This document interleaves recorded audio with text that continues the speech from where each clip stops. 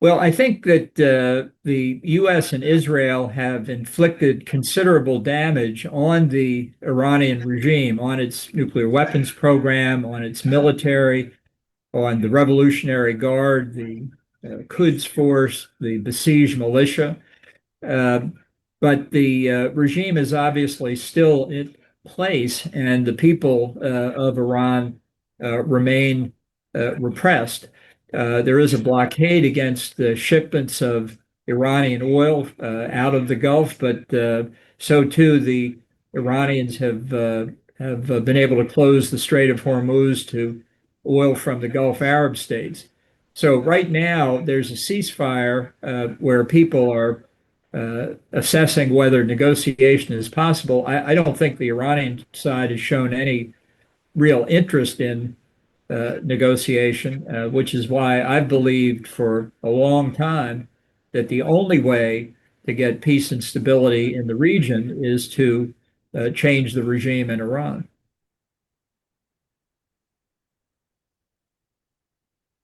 Well, it's not clear to me that regime change is one of Trump's objectives. I thought perhaps it was at the beginning, but he has said that it's not. Indeed, he has said he thinks that he has already achieved a new regime in Tehran because the former leaders have been eliminated and he's dealing with a new group of characters. But it's the same ideology that these people in the Revolutionary Guard hold.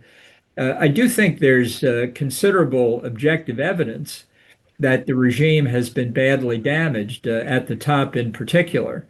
The negotiators that Iran has sent, I think, don't have clear instructions. I don't think there's internal agreement within the regime what they should be after. There were reports that during the first negotiation with the U.S. side, led by Vice President Vance, that the Iranian regime took 80 people to Islamabad to have the negotiations, which is a sign that they didn't trust the negotiators. They wanted people on the scene to defend the various points of view. So this actually should suggest that with the right help to the opposition inside Iran, that there's indeed still a chance to pull the regime apart at the top, to increase splits and the divisions, and give the opponents a chance to cause the regime to collapse. Well, I think President Trump is more focused on how to find a way to get himself out of the current situation, not because of strategy or national security considerations, but because he's worried about his domestic political situation, with the price of gasoline high, and with the economy an issue in the upcoming congressional elections in November. He's worried that he and the Republican Party will suffer setbacks. So he's looking for a way to end the hostilities, but he knows if he makes a deal that looks a lot like Barack Obama's deal in 2015, that he'll be subject to enormous criticism. So he's in a place where, at this moment, where for domestic political reasons, he doesn't see a very good way ahead.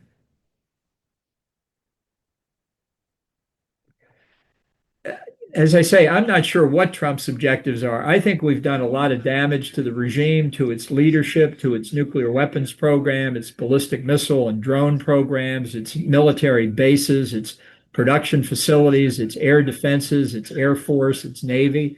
Uh, and I think that the damage is not appreciated in the wider world because there aren't really very many foreign reporters in Iran who can talk about the destruction they've seen. Military officials can talk about the number of targets that we've hit, but that doesn't convey the same sense of the destruction that the regime has suffered as what people can see on their television screens in Israel and in the Gulf Arab states, where every broken window gets covered.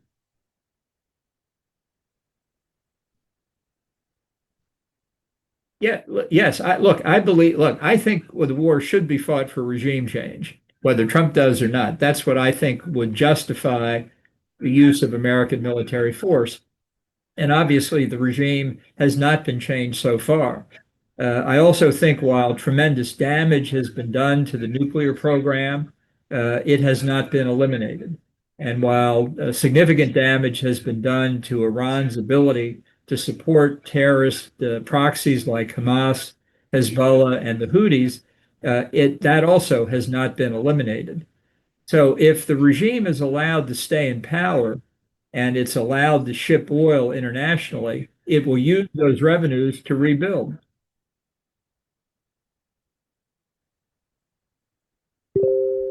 I think there are two reasons. The first is I think the Iranian regime is very divided internally, and I think therefore they're not able to present a coherent plan. That's caused some of the delay and some of the inability to get together for a second meeting in Islamabad. But I also think the regime's position is so far away from the Trump position that I don't see a deal being practical at this point. And I think Trump finds that frustrating.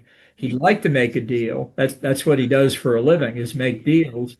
But he doesn't want to make a deal that would leave him politically vulnerable or looking like Barack Obama in 2015.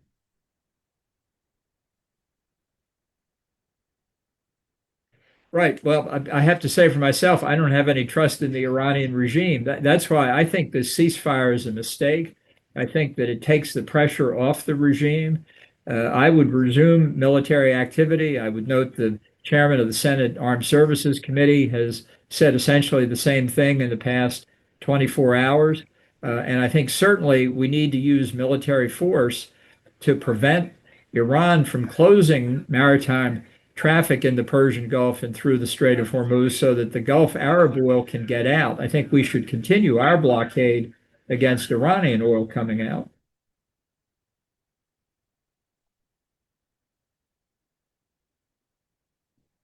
Well, this afternoon in Washington, Trump and his national security team are meeting.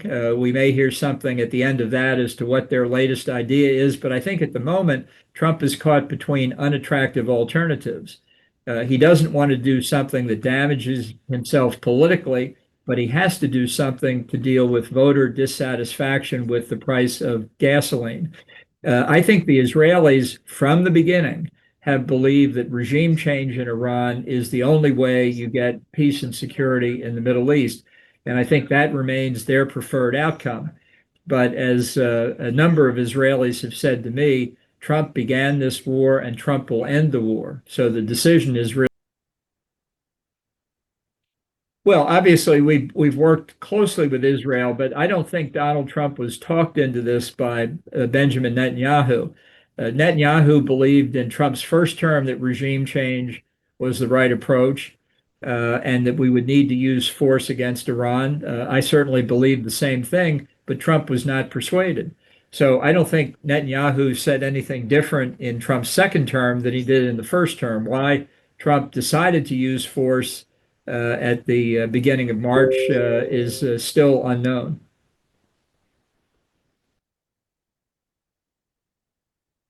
No, I think that the U.S. had clear objectives, primarily focusing on reducing the instruments of Iranian state power, the Quds Force and the Besieged militia in particular, so that they would not be threats externally or domestically for the population of Iran. And I do think we have inflicted considerable damage along with Israel, and we've inflicted considerable damage to the top leadership layers and structures of the regime.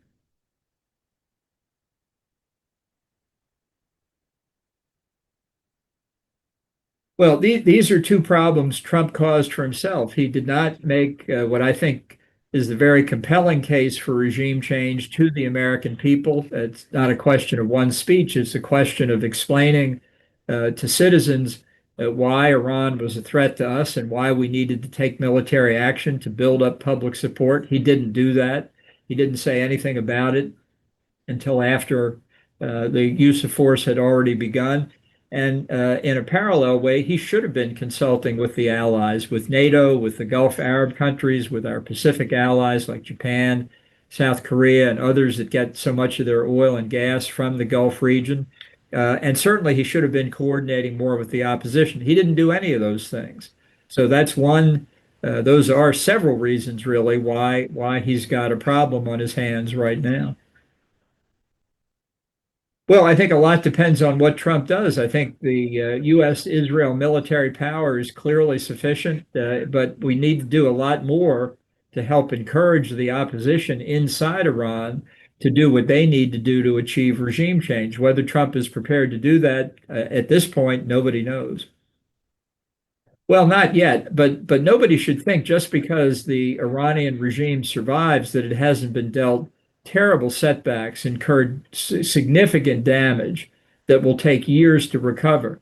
I don't think that's enough. I don't think what the Israelis call mowing the lawn is the way to do this. I would rather have solved the problem once and for all by overthrowing the regime. But with Trump as president, it doesn't look like that's in the cards.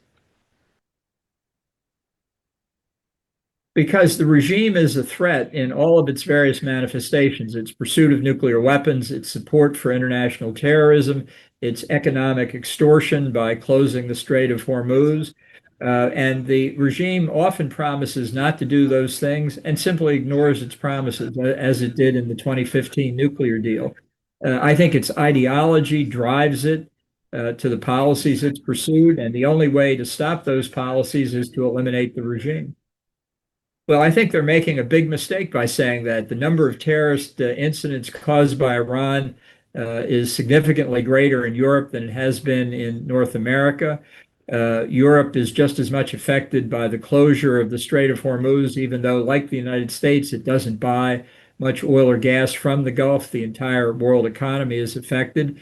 Europe is closer to Iran than the United States is, and Iran's intermediate range ballistic missiles can hit targets in Europe. They can't hit targets in the United States.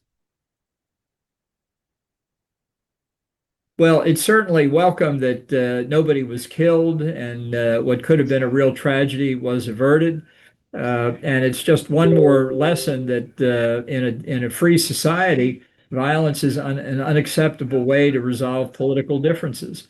And I hope it's a lesson that more people follow because doing it the way the gunman tried to do it is really very damaging to a free society.